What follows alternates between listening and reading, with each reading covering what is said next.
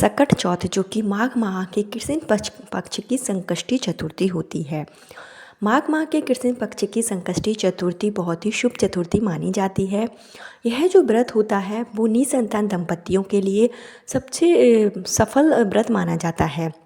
ऐसे में जो महिलाएं होती हैं अपने पुत्र की संतान की दीर्घायु के लिए, उनके उत्तम भविष्य के लिए व्रत रखती हैं और कुछ सरल से उपाय करती हैं। जो महिलाएं हैं जिनको संतान प्राप्ति में परेशानी आ रही है, पुत्र प्राप्ति के योग नहीं बन पा रहे हैं, वो भी संकष्टी चतुर्थी के दिन व्रत रख सकती हैं और उपाय कर सकती हैं। इस दिन निर्जल व्रत रखने का विधान है। निर्जल व्रत रखकर माताएं अपनी संतान की उत्तम भविष्य के लिए प्रार्थनाएं करती हैं। साथ ही साथ चंद्र उदय जब हो जाता है और चंद्रमा की पूजा करने के बाद ही, चंद्रमा को अर्घ्य देने के बाद ही इस व्रत का जो है पारण किया जाता है। ऐसे में अगर आप भी संतान प्राप्ति को लेकर काफ़ी परेशान हो गई हैं, या फिर आपके पुत्र प्राप्ति की चाह है और आपके घर में पहले से संतान के रूप में कन्या जन्म ले चुकी हैं, आप चाहते हैं कि आपको संतान के रूप में एक पुत्र की प्राप्ति हो, तो ऐसे में आपको संकष्टी चतुर्थी का यह व्रत जरूर रखना चाहिए। यह व्रत आप निर्जल रख सकते हैं तो निर्जल जरूर रखें। निर्जल जैसे आप नहीं रख पा रहे हैं तो आप फलाहार रहकर भी इस व्रत को रख सकते हैं। अगर आप व्रत भी नहीं करना चाहते हैं तो सिर्फ आप इस दिन उपाय कर लें। उपाय करने से भी गणेश भगवान की कृपा से आपके घर में बच्चों की किलकारियाँ जरूर गूंजेंगी।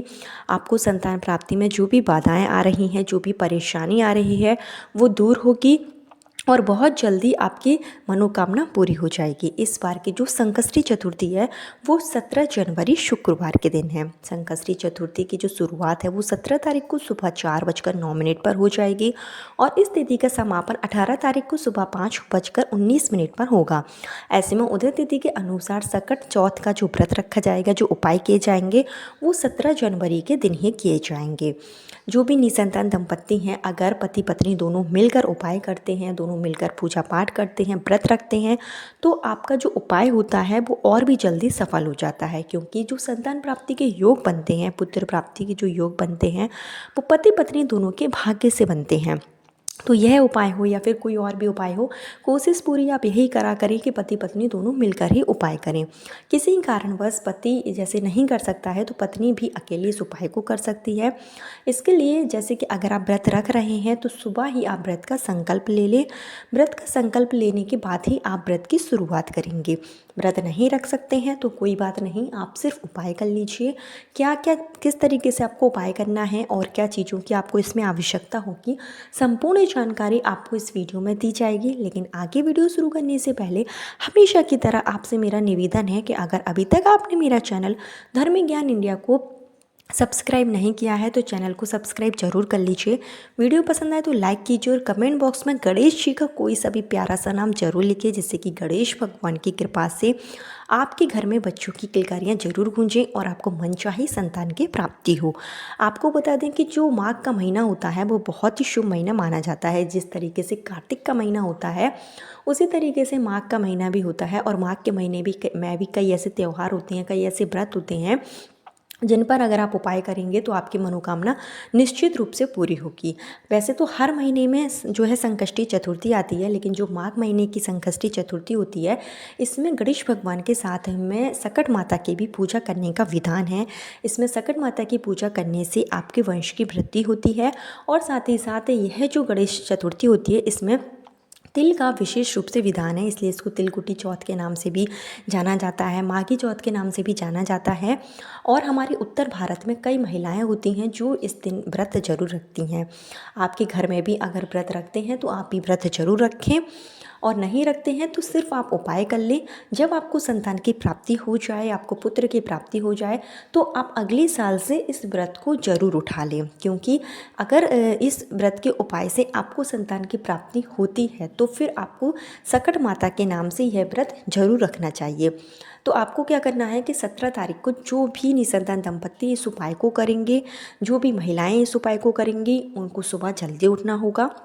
ब्रह्म मुहूर्त में आप उठें, 5 से 6 के बीच में आपको उठ जाना है। स्नान आदि करके साफ सुथरे वस्त्र आप धारण कर लें। सबसे पहला कार्य होगा सूर्य भगवान को अर्घ्य देने का, क्योंकि जो संतान प्राप्ति, पुत्र प्राप्ति की चाह रखते हैं उनको अपनी कुंडली में सूर्य ग्रह को जरूर मजबूत रखना चाहिए। तो सूर्य भगवान को आप अर्घ्य जरूर दे लें। उसके साथ ही आपके घर में जो गणेश भगवान है, गणेश भगवान की मूर्ति है, फोटो है, तस्वीर है, जो भी गणेश भगवान का स्वरूप है, तो उसके समक्ष आपको व्रत का संकल्प लेना होगा। उनसे आपको प्रार्थना करनी है कि मैं इस उपाय को करूँगी, मैं इस व्रत को करूँगी, मेरी संतान प्राप्ति में जो भी परेशानी आ रही है, पुत्र प्राप्ति की चाह है, तो उसके लिए आपको प्रार्थना करनी है। इस तरीके से आपको प्रार्थना कर लेनी है और फिर शाम के समय आपको उपाय करना है, क्योंकि जो गणेश संकष्टी चतुर्थी होती है, इस दिन जो आप उपाय करेंगे वो आप शाम के समय करेंगे, यानी कि शाम को आप 5 बजे से लेकर चंद्रोदय से पहले पहले आप इस उपाय को कर लें। इसके लिए आपको अपने घर के ही पूजा स्थल में आप उपाय कर सकते हैं। अगर आप किसी मंदिर में जाकर उपाय करना चाहते हैं तो आप मंदिर में भी कर सकते हैं।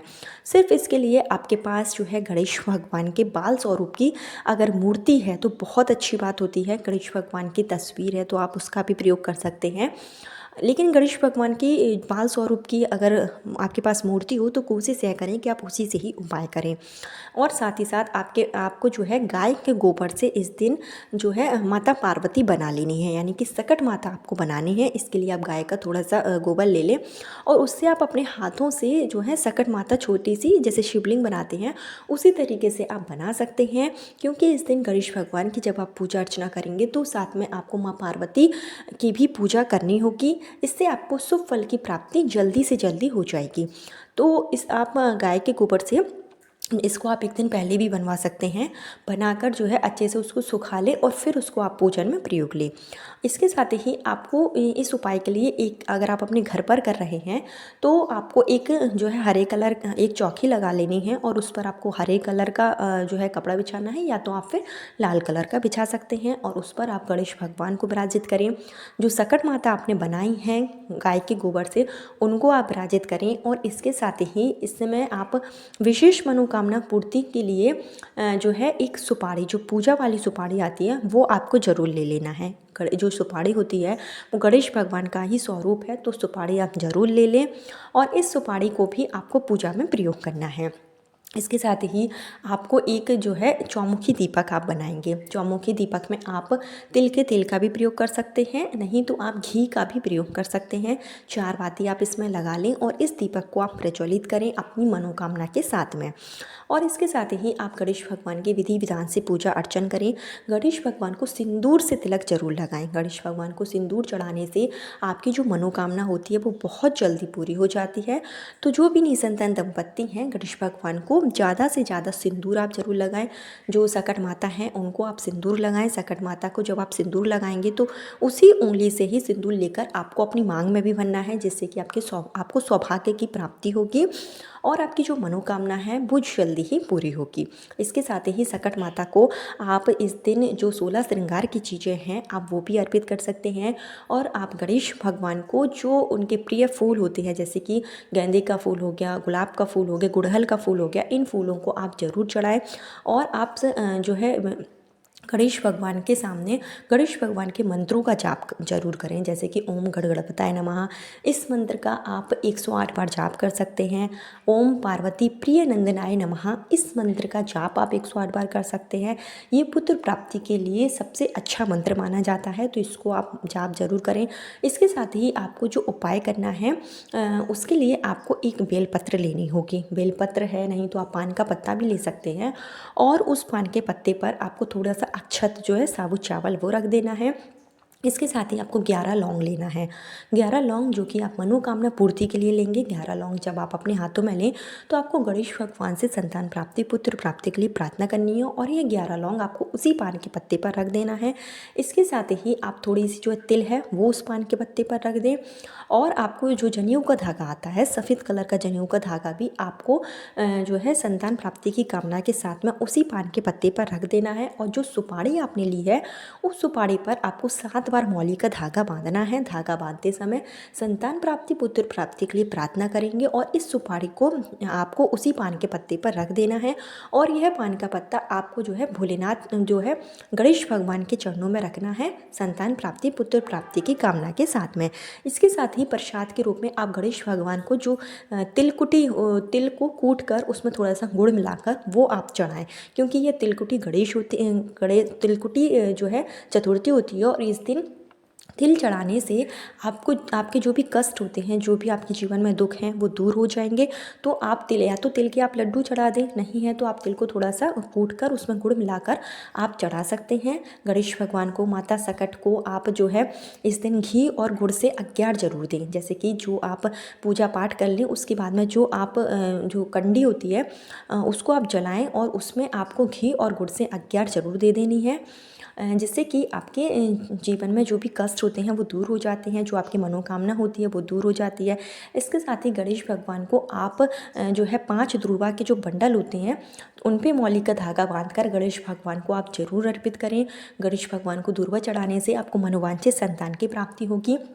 इसके साथ ही जब आपकी पूजा हो जाए, आप गणेश भगवान की दीप धूप से आरती कर लें और गणेश भगवान को जब धूप बत्ती जलाएंगे, धूप बत्ती जलाते समय गणेश भगवान को आप धूम्रवर्ण नाम से आपको आह्वान करना है। धूम्रवर्ण जो कि गणेश भगवान का एक नाम है, जिसको अगर आप जो है बोलते हैं पूजा के समय, आरती करते समय, आरती करने से पहले ही आप बोल देते हैं तो इससे आपकी मनोकामना बहुत जल्दी पूरी हो जाती है। इसके साथ ही गणेश भगवान के जो 12 नाम हैं उनका भी आप जप कर सकते हैं। और साथ ही साथ जब आपकी पूजा हो जाए, आपकी आरती हो जाए, तो जो सुपारी आपने गणेश भगवान को पूजा में चढ़ाई है उस सुपारी को और जो गौरा माता आपने बनाई है, जो सकट माता बनाई है, उनको आपको हमेशा के लिए संभाल कर रख देना है। अगर आपकी संतान प्राप्ति की कामना पूरी हो जाती है, साल भर के अंदर आपको गर्भधारण हो जाता है, तो अगली बार आप सकट माता का जब व्रत उठाएंगे तो आपको उसी सुपारी से और उसी सकट माता की पूजा करनी है और पुनः आपको इसी तरीके से जो है पूजा पाठ करके फिर आप निर्जल व्रत जरूर रखें, जिससे कि आपके जो संतान हो वो दीर्घायु हो, संतान के जीवन में किसी भी तरीके का कोई दुख ना हो और आपकी को सुख सौभाग्य की प्राप्ति हो। इसके साथ ही आप सफ़ेद आंकड़े का अगर आपको फूल मिल जाता है तो आप गणेश भगवान की पूजा में सफ़ेद आंकड़े का एक फूल आप जरूर चढ़ाएं। सफ़ेद आंकड़े की जड़ जो कि गणेश भगवान का ही स्वरूप है।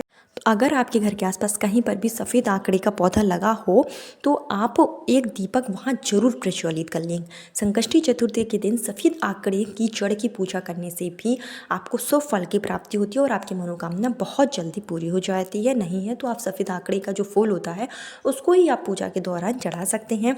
इसके साथ ही आप एक विशेष उपाय कर सकते हैं। अगर आपके ऊपर किसी ने कोख बंधन कर रखा है, आपका जो है गर्भ नहीं ठहरता है, शादी को कई साल हो गए हैं और किसी भी तरीके की कोई परेशानी नहीं है, तो उसके लिए कोख बंधन को तोड़ने के लिए आप एक कटोरी में जो खड़ा मूंग होता है, हरा मूंग, उसको ले लें और उसके ऊपर आपको समी पत्र रखना है और इसको आपको अपने सर के ऊपर से 7 बार क्लॉकवाइज डायरेक्शन में घुमा दें और घुमाने के बाद में शाम के समय किसी भी गणेश भगवान के मंदिर में जाकर इसको आप गणेश भगवान के मंदिर में जो है रख कर आ जाएं।